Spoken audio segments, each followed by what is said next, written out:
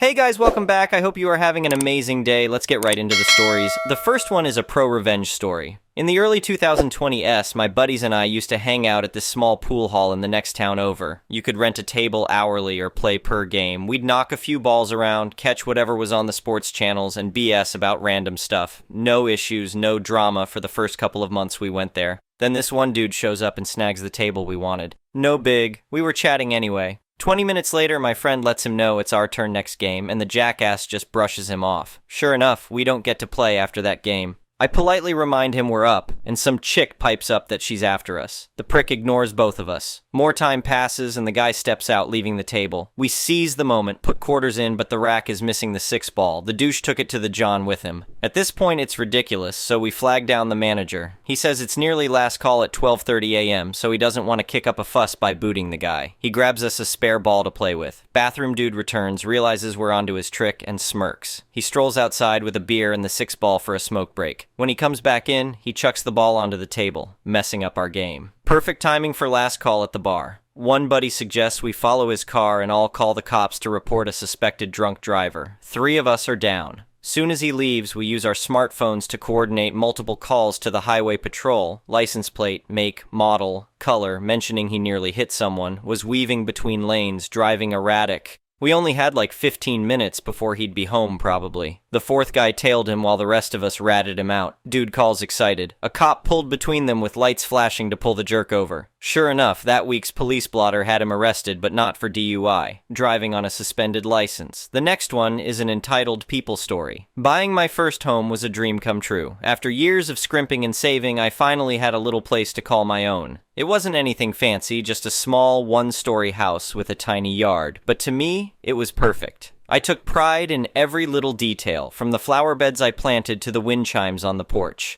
This was my sanctuary. That feeling of peace was shattered when the neighbors from hell moved in next door. It was a family of 5 crammed into a beat-up old RV that looked like it would fall apart any minute. They parked that eyesore smack in the middle of their weed-choked yard, with barely enough room to open the door. I tried to give them the benefit of the doubt at first. Maybe they were just going through hard times and this was temporary. Oh, how wrong I was. Not only did they turn the RV into a permanent fixture, but they also had zero regard for anyone else around them. Loud music blasted from their rattletrap home day and night. The parents smoked and drank constantly, tossing their beer cans wherever they pleased. Their children ran wild, trampling my flowers and breaking my wind chimes without a care. I politely asked them to keep the noise down after 10 p.m. so I could sleep. They laughed in my face. I requested that they supervise their kids and prevent them from invading my yard. They cursed me out for being a child hater. Clearly, civil discussion wasn't getting me anywhere, so I started calling the cops to report the noise disturbances and vandalism. That only escalated the tension between us. The family took my complaints as a declaration of war. They cranked up the music louder just to spite me. Their demon children destroyed my flower beds and smashed my remaining wind chimes to bits. I installed a short fence around my property, hoping it would deter them. No such luck. One night, I awoke to a horrible scraping sound coming from outside. I rushed to the window and couldn't believe my eyes. The drunk father was attempting to park the RV in my yard.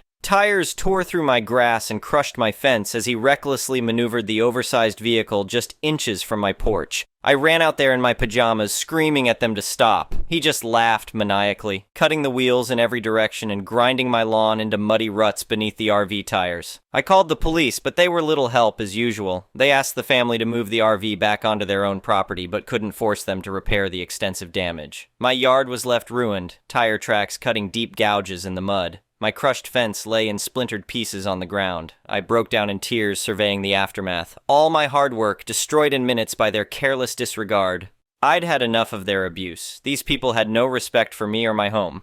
I wanted them gone for good. After consulting a lawyer, I discovered I had solid grounds to sue them for the destruction of my property. My lawsuit demanded they pay for repairs plus extra damages for emotional distress. The court date arrived and the judge heard clear evidence of their negligence. Photos showed the location of the RV on my land. Multiple police reports backed up my claims of noise and vandalism issues, and the repair estimates proved just how expensive fixing their mess would be. The judge ruled entirely in my favor. The family was ordered to pay me over $5,000 in repairs and compensation. Of course, people like them never have that kind of money, but I was still satisfied knowing I'd made them face some much-deserved consequences. In the end, though, it wasn't enough to make me want to stay. Every time I looked out my window at the RV next door, all I felt was rage and stress. Those people had ruined the tranquility of my home. The place I had once found so peaceful now filled me with anxiety. So I made the difficult choice to sell my house and move far away from those neighbors. Starting over in a new place wasn't easy, but it was worth it. Now I can sit on my porch in the evenings and enjoy the sounds of nature, not blaring music and shouting matches. My yard is my own again, not subject to vandalism and destruction. The neighbors here are friendly and respectful, exchanging nothing more than smiles and waves. I hate that I was forced out of a home I loved so much, but sometimes you have to let go of the past to make way for a happier future. I got my revenge in court, yet those people still won in the end. At least I can find comfort knowing karma will catch up to them eventually. For now, I'm building a better life in a peaceful place, free of RVs, litterbugs, and entitled jerks. The next one is a petty revenge story. This happened yesterday at my new next-door neighbor's townhouse. He bought the house a few weeks ago, and the movers came to unload the truck with his household stuff and move him in. A huge truck pulled into the driveway in front of his garage. When they opened up the back of the truck and looked at what was there, they told him that he needed to pay an additional $400 because of how much stuff he had, and that it would take 2 more hours to unload. He protested, but they threatened to leave and he could take it up with the moving company. They had him over a barrel and took the credit card payment. The movers asked him to open the garage door so they could take everything into the townhouse because the front door off to the side had about a dozen steps. There was a car in the garage and they asked him to remove it. He did. The truck pulled up and in about an hour, everything was unloaded and inside. But he had pulled the car in behind the truck, effectively preventing it from driving out. When they asked him to move it, he told them that his wife had the keys and was out shopping. She would be back in a couple hours, since they had told him and her that they needed a couple extra hours to unload. When they pushed back, he told them that he was paying for 2 more hours of their time, to it really didn't matter. She walked out the front door 2 houses later and moved her car till they could back out and leave. The next one is a malicious compliance story. I work at a hotel, I'm on the graveyard shift, and we have a continental breakfast from 6 and 9, and my shift ends at 7, so I'm in charge of setting up the breakfast. It's not a big deal, it's a smallish hotel and a small breakfast, but we do have waffles and a couple of waffle makers. Basically, guests come in, they get their batter out of a dispenser and make their waffles so they're fresh and hot. We have 2 seasons where I live, winter and construction season, and we get work crews that stay at the hotel on the boss's dime and then go out for whatever job they're working on, and we very frequently get this one crew of guys. They're great guys, they're polite, and they don't leave the breakfast room a mess, but their shifts start super early in the morning. We also get hunters who are in and out before 6, so I usually have everything set up by 5:30 for them. I say usually because I'm only human, sometimes I'm running late, it happens, but I'm never more than 5 minutes after 6. The workers and the hunters are super chill about it, they get it and don't complain about waiting a couple of extra minutes. I also feel the need to add that the foreman is amongst them, so he's eating when they are. So, one day I'm running a little late. I got caught up with what I was doing and kinda lost track of time, so I was rushing to get everything set up while the guys are patiently waiting in the lobby. In enters Karen, who sees the time, sees the breakfast isn't ready, and decides to yell at me for it, saying that the sign says breakfast is from 6, 9, and should be started exactly at 6. I tried to keep working while talking to her so I could get the breakfast ready, but she decided that was rude, so I had to stop what I was doing and stand there with her yelling at me until she ran out of breath and I could finish setting up. Karen complains to the manager. I get a verbal warning that I have to have breakfast open by 6, as I was about 15 minutes behind because Karen was yelling at me when I would have been less than 4 if she'd let me ducking finish. Well, Karen was a stayover, and she was in the next day before 6. The manager refunded part of her stay under guest satisfaction, and I think she was hoping to find me doing something wrong so she could get another refund. But I was on my game and had everything set up by 5:30 like usual. She came in before the workers and saw me sitting at the front desk and sneered about me being lazy when I should be setting up breakfast. I told her the breakfast was already ready to go as the construction workers are entering, but I stand and walk over to block the doorway to the breakfast room and told them that I couldn't let them in because the manager said I had to start the breakfast at exactly 6 o'clock, so I couldn't let them back until then. And as I'm saying this, I'm looking directly at Karen. Slowly heads turn and Karen goes red and mutters something about coming back later and leaves, so I let the guys back.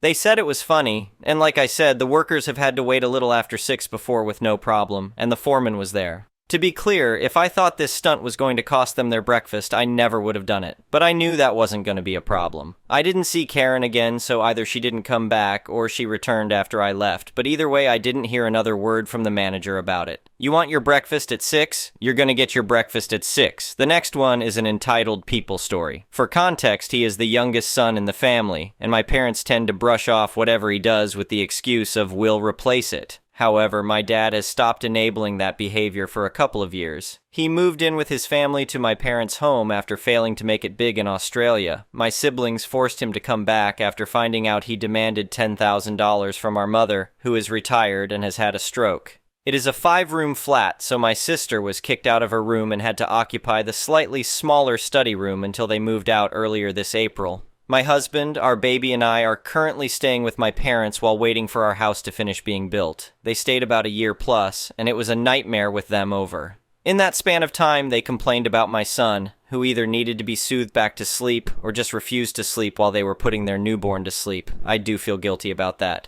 Then, they attempted to kick me, my husband, and son out of the house when the 2 boys had COVID, which only lasted a day for them. I tried to rationalize it since they have 2 kids. One was a year old and the other about 2 or 3 months. This pissed off the eldest, who came down to mediate because I was already stressed out about the situation, and my dad told me, "No, you're not going anywhere. He has no right to do that." Besides, we used my parents' bathroom to shower my son or when we needed to use the toilet and rarely went out. It needs to be known as well that we had nowhere else to go. We could not go to my in-laws' place because my father-in-law, a stroke patient, just got back home from the ICU due to COVID, so I thought we were done with that. No, there is more. When their son had HMFD, their safest bet was to get their daughter out of the house. So that was a fun week of being cooped up in the room again, because not only did they allow their son to run around the house touching everything, including my son's walker, but they also could not be bothered to disinfect it. Although I was told it only spreads via saliva, it is safer to be cautious. First-time mom with a then 6-month-old and all that. That is fine with all those, right? It could not get any worse than that, right? You thought wrong. My younger brother throws a hissy fit whenever people touch his things without his permission, his wife especially. It got to the point that they started labeling everything that is theirs in the fridge, like no problem. But the hygiene, oh my god, the number of times they would treat this house like they own it. They refused to clean up after themselves, refused to clear the stove after they were done cooking. Let me tell you, the amount of mold, wriggling white maggots we would find in their leftover pastas. They demand my younger sister cook extra for their kid to eat and then get upset when she makes the wrong kind of pasta. Only they can scold their son when he does something wrong, and so on. But God forbid we try and pull that kind of behavior on them. And they go complaining behind our backs to mom and dad or to one of the other in-laws who let us know on the tea. Also, my nephew borrowed my brother's bag and it got washed because it is dirty. They moved out early April and the rest of us silently cheered, especially my husband. God, he hated them, but that is beside the point. A few days ago, I bought a whole packet of Want milk drinks. I bought 2 packets, or 8 cartons, of those delicious, sweet milk. I got the white version, less sweet, for my younger sister. She took one, the red one, and I told her that hers is the white ones, but if she wanted the red version, to at least ask me beforehand, since I wanted to bring the rest to work. I forgot to bring it on a Friday, so I was like, okay, I will bring it on Saturday. Come Saturday, I forgot about it again. But that is fine. We chill. I will bring it on Monday. It is still inside the fridge last I checked anyway. Come Sunday, I went out to an open house my friend was hosting. I did not check the fridge. Today, I took medical leave because my body is aching and I have been vomiting the past couple of days. I opened the fridge to take a carton out and you guessed it, they were missing. So, of course, the first person I thought of was my younger sister. I went after her on the phone and she swore after the last time I told her not to touch my things without my permission. She only took her white wants. So I went to my mom and asked her if anyone had taken them. We had guests over with kids on Saturday evening. She asked me to describe them, and when I did, her eyes widened and I heard her whisper, "I thought your younger sister bought them," which is like the worst excuse you could come up with, and it still does not excuse anyone taking them without permission, by the way. So I asked what she meant, and she said that my younger brother took them. When? When did he come back? And why? Sorry, still extremely salty about that. He does not even live here anymore. If he took 1 single carton, hey, I am fine with that. But he took all remaining 5. I think the best part was my mom, who said they, my parents, would buy it for me. And I was like, the logic in that, I want to know why that little sucker did that when he had the audacity to get upset when someone touches his items.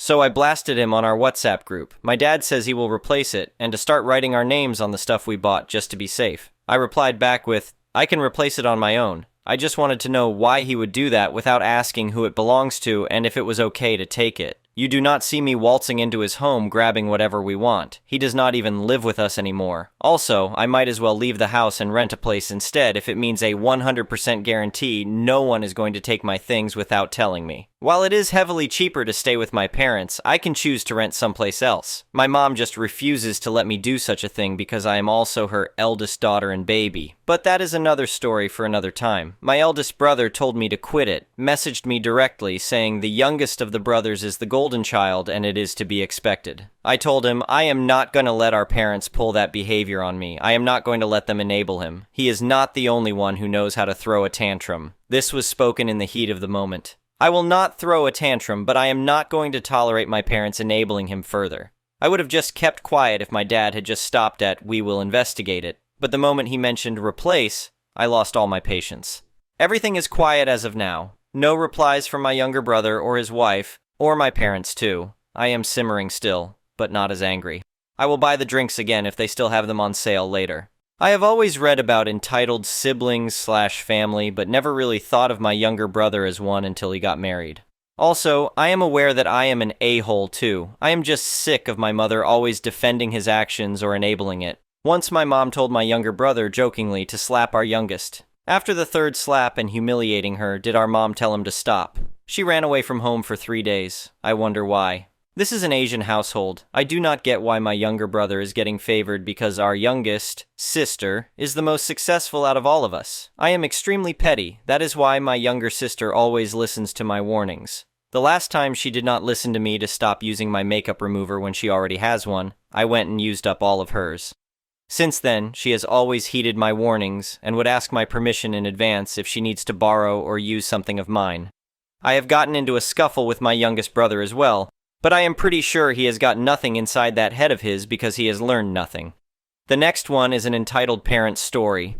I moved out of my parents' house when I was 18 to go to college. Since then, I've been living on my own, with very minimal financial support from them. I covered all the costs of college on my own. They pay for my phone bill and they own my car, but otherwise I am totally financially independent. I now have a full-time job and live across the country, and yet they still treat me like a child. I thought it had gotten better. They came to visit last month and they were acting so laid back I almost could not believe it. My dad, who screamed at me on my 21st birthday for ordering one single margarita, drank with me. I thought my luck had finally turned and they were calming down. I now think it might have been a freak occurrence. My long-distance boyfriend is planning to visit this weekend. It's a new relationship, but we've been best friends for years, so I know him very well. I mentioned to my mother that he wanted to come visit, and she made a comment about him getting a hotel. Now, my parents are very conservative, religious, and old-fashioned. However, to expect me to ask my boyfriend to stay in a hotel when he's flying across the country to see me, that's insane. I did not want it to come to a point of me needing to cut contact with them. But I'm wondering if that might actually be the best option. It's an extreme choice, but I refuse to continue living in fear. I can't do that anymore. All I want is for them to treat me like the adult I am. I'll be 25 in a few months. There is no excuse at this point. I'm so fed up and exhausted, and honestly, I am tired of having panic attacks and crying over it. If you've got advice, I'd love to hear it. Thank you for watching. I would really appreciate it if you could like the video and subscribe to our channel if you haven't already. We'll see you again tomorrow.